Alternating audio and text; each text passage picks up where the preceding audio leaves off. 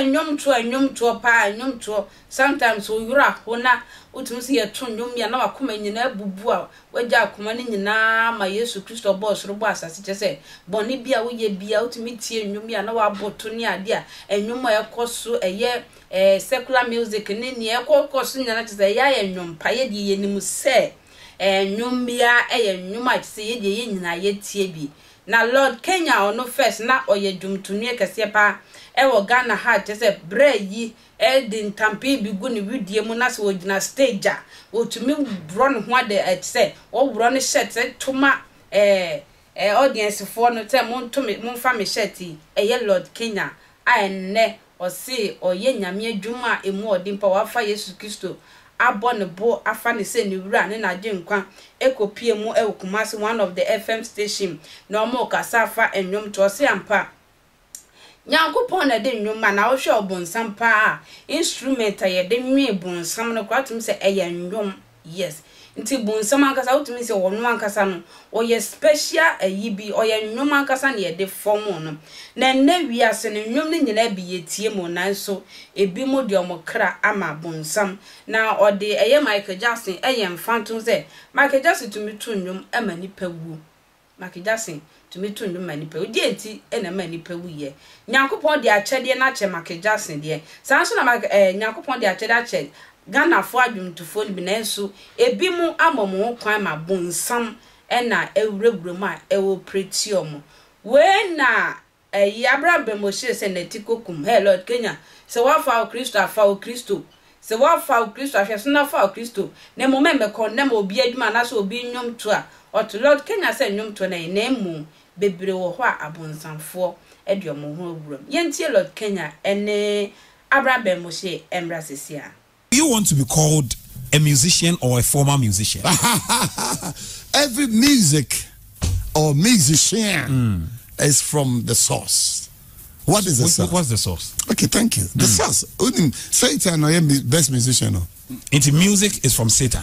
God, that time he wasn't called Satan, it was called Lucifer. Lucifer, okay. The bright morning star. Angels may remember we're in Michael. Yes. And honor Lucifer. And Bible didn't talk too much about Michael, but it spoke at length about Lucifer. Unim said, Sabapano, Baba never said, Unim said, minerals never heaven. Gays, heaven gays. The minerals said, out of 12. Yeah. So he was like meaning sort of. Into a year autonomous do baby no the we na question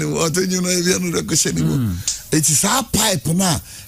Minim se mu bia tie to park yeah, I know. The other brother now no autonomous man.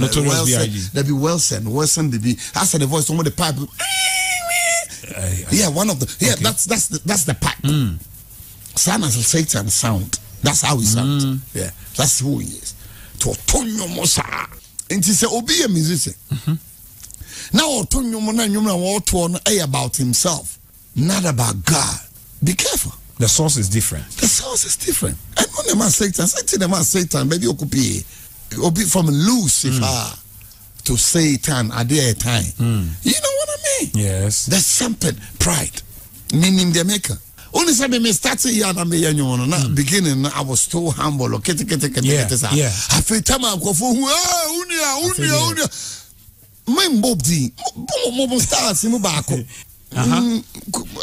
Said was start here when heavy and in someone every musician if you don't watch it they will take you elsewhere you don't belong. And your photo is something that comes where does it come from? Satan? Yes, it's a pride thing. It's a spirit of pride. Michael Jackson. So he's a great man for yeah. Thank you. Yeah. He's a great currently of all time. Yeah. Is that to say Michael Jackson wasn't from God? He was gifted. But by who? By God. But then Satan has never created anything. He can create, but he can add. Okay. To Lord Kenya, but me a catch now almost a pouch. May suffer Bible in his but said ye me huma yesu na abuameno, mafa yesu, netufo. Man ka Bible wasn't. Lord Kenya, in person say, waka Bible assembly. What? Satan ya washe. Lord Kenya.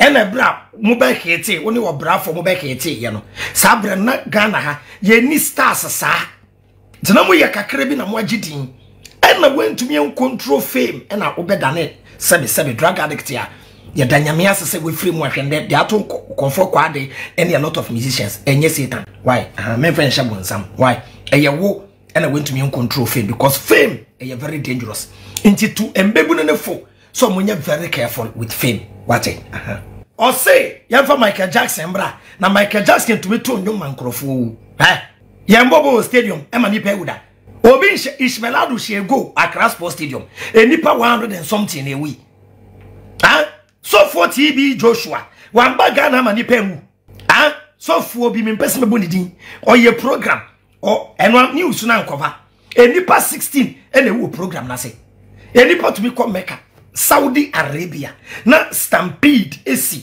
na wewu wo Mecca de bia Kaaba ne wono enye Allah na ekuno eye human error anyhow people get carried away by things they love sir obi go to me kwa asole no wakwa akwo no video obi recite Quran and wo wi eduru ba bia no mo so masakra no na eye omo ya said the nkoda ni make money at times say ya bia we ex footballer now we nimbo but you didn't make money but we should work kudus mu make scar you can make comment about them me one celebrity big musician pa or ye fantini sa fanti for old musician no or make comment about Black Sherif I didn't like momo time no eko momo time na sike nim sike Jemfi no time any way Mohammed Polo no ne na sike ni bom afi na sika bem nti aduru baby aye omudi yaw say aye time kra ye nyeska na we no mo mbo hwe diska nti Lord Kenya aduru baby a na aye ne ya say we free adwumanim na enkoda na edidi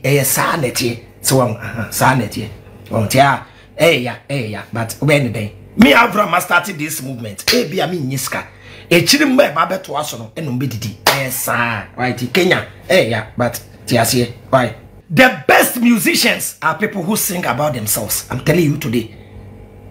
Jordana Brabo, the wafen real life experience. Kofi Kinata, bitu chama wate. Upe musician uni munyansa. Tie Kofi Kinata. Shenero X. Or Brafo. She'll be to say Tiny. Stone Boy. Wale. But Wale die, ya chairman ye nimono.